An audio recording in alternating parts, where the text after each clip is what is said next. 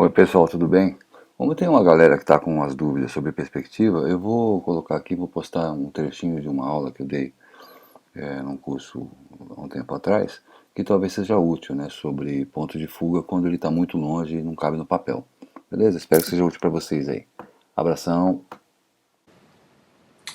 Então, o mais importante aqui é vocês entenderem primeiro como é que se acha as medidas aqui, né? Então vamos fazer tudo paralelo para a gente entender.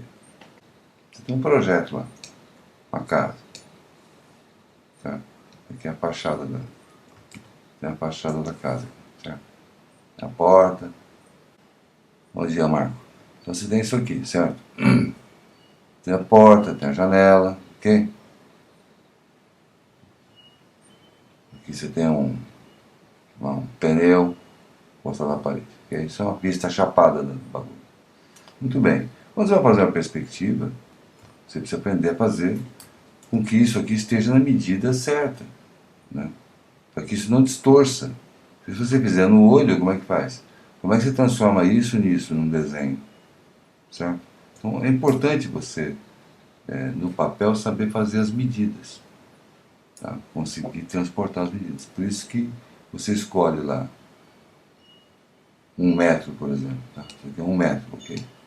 Você vai pegar uma linha aqui, fazer a linha no meio, clicou daqui aqui, botou a régua, bateu aqui, você já tem um outro metro aqui.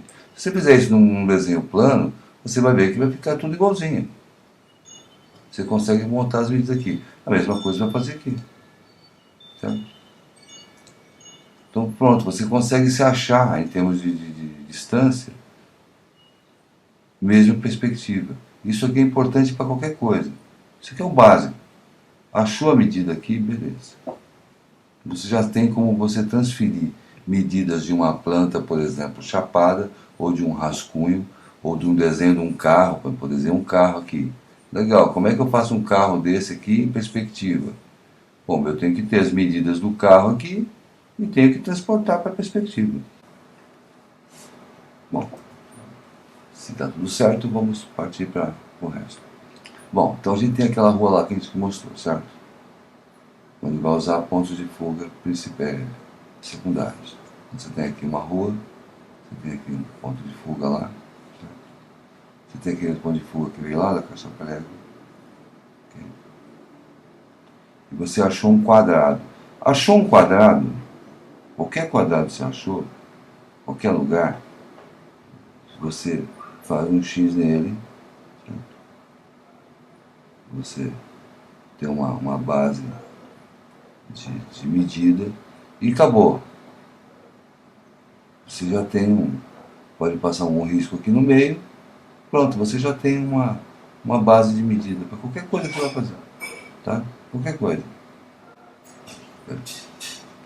Aí eu quero fazer o carro batido aqui. Lógico, se eu estou num plano, eu vou andar com pontos de fuga secundários apenas nesta linha de horizonte, correto? Apenas na linha de horizonte. Então eu vou fazer um canto aqui. Se eu quero fazer um carro fora do esquema lá, fora da perspectiva, eu vou deslocar esse ponto de fuga para a direita, por exemplo, e vou fazer o carro aqui. Por exemplo. É mais difícil fazer no computador simulando a mão do que usando as ferramentas. Então aqui, ó, esse carro, por exemplo, se eu fizer um carro desenhado aqui agora, usando essas linhas aqui, né? Vão distorcer, tá certo? Se eu andei com esse ponto de fuga para lá, eu tenho que ter um ponto de fuga mais para cá, mas pensa isso aqui, ó, tá? Fiz o carro aqui. Vou fazer um prédio torto aqui, tá? Partindo de lá e tal. Pronto, isso aqui já não está no mesmo ângulo desse outro prédio aqui, que está com perspectiva para cá. Okay? Então, ou seja, não é uma coisa paralela mais.